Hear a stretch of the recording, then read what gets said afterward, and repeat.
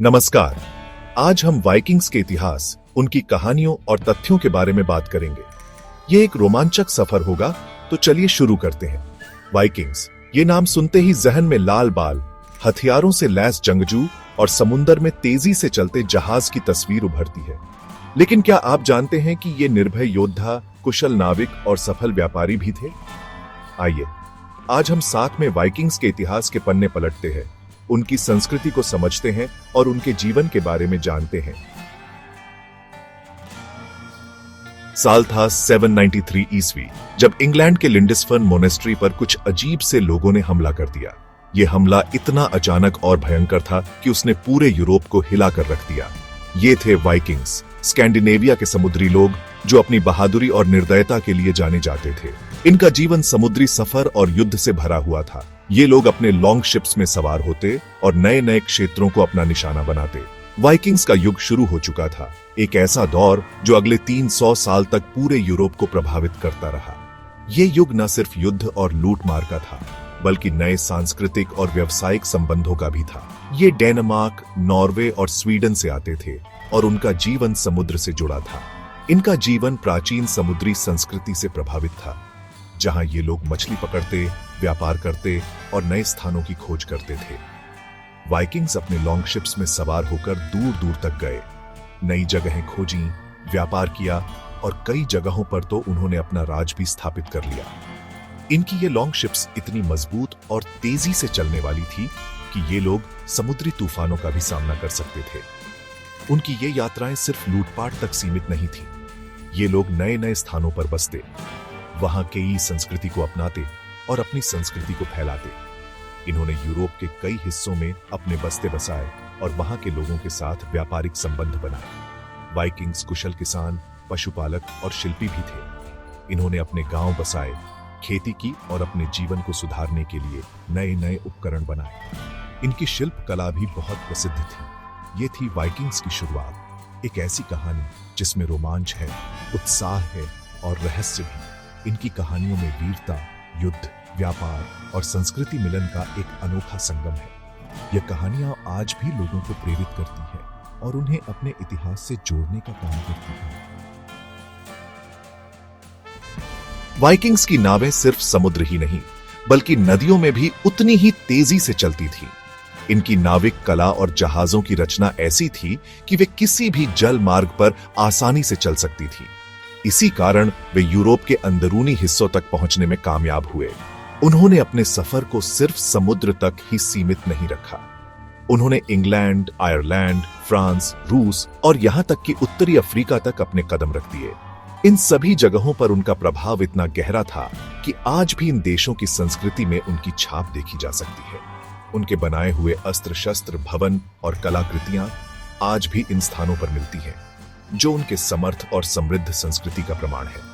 England में उन्होंने डेनलो नामक एक क्षेत्र पर कब्जा कर लिया, जहां सदियों तक वाइकिंग कानून और रीति रिवाज चलते रहे। डेनलो में उन्होंने अपने नियम और कानून स्थापित किए, जो उनके सामाजिक और राजनीतिक व्यवस्था को दर्शाते हैं। आयरलैंड में उन्होंने डबलिन शहर की स्थापना की, जो आज भी एक महत्वपूर्ण व्यावसायिक केंद्र है। डबलिन के स्थापना के साथ ही उन्होंने व्यापार और संस्कृति का एक नया अध्याय लिखा, जो आज भी प्राचीन इतिहास का एक महत्वपूर्ण अंग है। फ्रांस के नॉर्मैंडी क्षेत्र में तो वाइकिंग्स ने अपना एक अलग ही राज्य स्थापित कर लिया, जिसके बाद उनके वंशज इंग्लैंड के राजा भी बने। नॉर्मैंडी में उन्होंने अपने राज्य को इतना मजबूत बनाया कि उनके वंशज विलियम द कॉन्करर ने इंग्लैंड पर कब्जा कर लिया और वहां के राजा बने। सदियों तक अपनी धाक जमाने वाले वाइकिंग्स का प्रभाव धीरे धीरे कम होने लगा। 1066 ईस्वी में स्टैमफोर्ड ब्रिज की लड़ाई में इंग्लैंड के राजा हेरोल्ड गॉडविंसन ने नॉर्वे के राजा हेराल्ड हार्ड्राडा को हरा दिया। यह वाइकिंग युग के अंत की शुरुआत थी। धीरे धीरे स्कैंडिनेवियाई देशों में ईसाई धर्म का प्रसार हुआ और वाइकिंग्स ने भी उसे अपनाना शुरू कर दिया। इसके साथ ही उनका जीवन शैली भी बदलने लगी। वे अब सिर्फ योद्धा नहीं, बल्कि किसान, व्यापारी और शिल्पकार भी बन गए। हालांकि वाइकिंग युग का अंत हो गया, लेकिन उनकी कहानियां, उनके कारनामे और उनकी संस्कृति आज भी हमें रोमांचित करते हैं। वाइकिंग समाज एक झलक वाइकिंग समाज एक जटिल संरचना वाला समाज था, जहां हर व्यक्ति का अपना स्थान और महत्व था। समाज का नेतृत्व जर्ल्स यानी सरदार करते थे, जो धनवान, शक्तिशाली और युद्ध में निपुण होते थे। उनके बाद आते थे कार्ल्स यानी मुक्त किसान और योद्धा, जो समाज का मुख्य आधार थे। सबसे निचले स्तर पर थे थ्रॉल्स यानी दास, जो युद्धबंदी या फिर कर्ज न चुका पाने वाले लोग होते थे। हालांकि यह एक पदानुक्रमित व्यवस्था थी, लेकिन विकिंग्स में व्यक्तिगत स्वतंत्रता और सम्मान को बहुत महत्व दिया जाता था। कानून व्यवस्था, थिंग्स और अल्थिंग वाइकिंग्स क्रूर योद्धा तो थे, लेकिन उनका अपना एक न्याय व्यवस्था भी थी। गांवों और कबीलों के झगड़े सुलझाने के लिए थिंग्स नामक सभाएं होती थीं, जहां मुक्त पुरुष भाग लेते थे और फैसले लेते थे। इन सभाओं में कानून बनाए जाते थे, विवादों का निपटारा किया जाता था और अपराधियों को सजा दी जाती थी। आइसलैंड में तो 930 ईस्वी में अल्थिंग नामक एक संसद की स्थापना हुई, जिसे दुनिया का सबसे पुराना संसद माना जाता है। यह वाइकिंग्स की न्यायप्रियता और लोकतांत्रिक मूल्यों का प्रमाण है। वाइकिंग जहाज, समुद्र के सिकंदर वाइकिंग जहाज। वाइकिंग्स, जो उत्तरी यूरोप के योद्धा और खोजकर्ता थे, अपने अद्वितीय जहाजों के लिए प्रसिद्ध थे। वाइकिंग्स को अगर समुद्र का सिकंदर कहा जाए तो गलत नहीं होगा।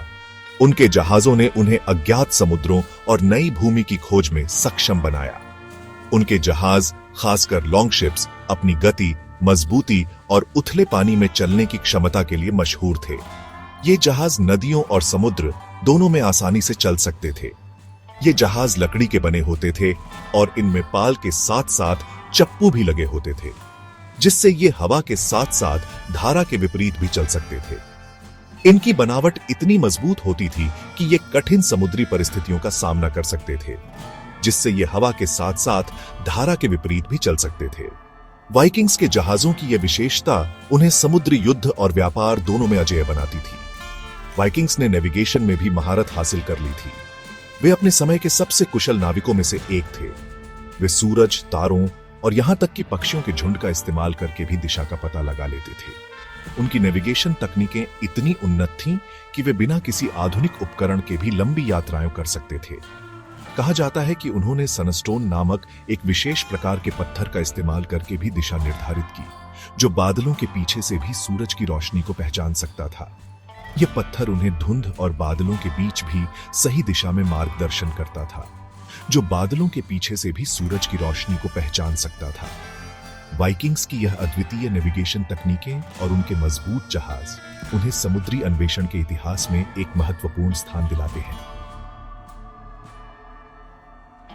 वाइकिंग्स समाज में महिलाओं को पुरुषों के बराबर सम्मान और अधिकार प्राप्त थे। वे संपत्ति की मालकिन हो सकती थीं, तलाक ले सकती थीं और व्यापार भी कर सकती थीं। कुछ महिलाएं तो योद्धा भी बनती थीं, जिन्हें शील्ड मेडन्स कहा जाता था। हालांकि इतिहास में शील्ड मेडन्स के अस्तित्व पर कुछ विवाद है, लेकिन कुछ पुरातात्विक साक्ष्य और कहानियां इस बात की ओर इशारा करते हैं कि वाइकिंग महिलाएं किसी भी चुनौती का सामना करने से पीछे नहीं हटती थीं। वे घर और समाज दोनों की धुरी होती थीं और अपनी बुद्धिमत्ता, साहस और कार्यकुशलता से सभी का दिल जीत लेती थीं। देवताओं का दरबार नॉर्स पौराणिक कथाएं वाइकिंग्स की अपनी एक समृद्ध पौराणिक कथाएं थीं, जो उनके जीवन का अभिन्न अंग थीं। उनके देवता शक्तिशाली, निर्भीक और मानवीय गुणों से युक्त थे। ओडिन, सभी देवताओं के राजा, ज्ञान, युद्ध और मृत्यु के देवता थे। थॉर, बिजली के देवता, अपनी शक्ति और हथौड़े मजोलनीर के लिए प्रसिद्ध थे। फ्रेयजा, प्रेम, सौंदर्य और उर्वरता की देवी थीं। लोकी, शरारती देवता, अपनी चालाकी और धोखेबाजी के लिए जाने जाते थे। वाइकिंग्स का मानना था कि देवता उनके जीवन पर नजर रखते हैं और उनकी पूजा अर्चना करते हैं। यग्द्रसिल, दुनिया का वृक्ष। वाइकिंग्स की पौराणिक कथाओं में यग्द्रसिल नामक एक विशाल वृक्ष का वर्णन मिलता है, जो पूरी दुनिया को जोड़ता है। इस वृक्ष की जड़ें 3 अलग-अलग दुनियाओं में फैली हुई हैं: असगार्ड, देवताओं का घर; मिडगार्ड, मनुष्यों का घर; और निफलहेम, अंधकार और ठंड की दुनिया। यग्द्रसिल जीवन, मृत्यु और पुनर्जन्म के चक्र का प्रतीक है। यह वाइकिंग्स के ब्रह्मांडीय दृष्टिकोण को दर्शाता है, जहां सब कुछ एक दूसरे से जुड़ा हुआ है। राग्नारोक दुनिया का अंत। वाइकिंग्स की पौराणिक कथाओं में राग्नारोक नामक एक भविष्यवाणी का उल्लेख मिलता है, जिसमें दुनिया के अंत का वर्णन है। यह एक भयानक युद्ध होगा, जिसमें देवता और दानव एक दूसरे से लड़ेंगे और पूरी दुनिया नष्ट हो जाएगी। इस युद्ध में ओडिन, थॉर और लोकी जैसे शक्तिशाली देवता भी मारे जाएंगे। लेकिन राग्नारोक सिर्फ विनाश की कहानी नहीं है, यह एक नई शुरुआत का भी प्रतीक है, क्योंकि इस विनाश के बाद एक नई और बेहतर दुनिया का निर्माण होगा। वाइकिंग्स एक अमर गाथा। तो दोस्तों, यह थी वाइकिंग्स के इतिहास, कहानियों और तथ्यों की एक झलक। यह एक ऐसी सभ्यता थी जो अपनी बहादुरी, अपने साहस और अपनी संस्कृति के लिए सदैव याद रखी जाएगी। उम्मीद है आपको यह वीडियो पसंद आया होगा।